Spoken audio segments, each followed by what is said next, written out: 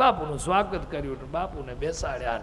આ તો વાત કરું છું, સાધુ દરવાજા ખોલી નાખે ને પડદા ખોલી નાખે સાહેબ.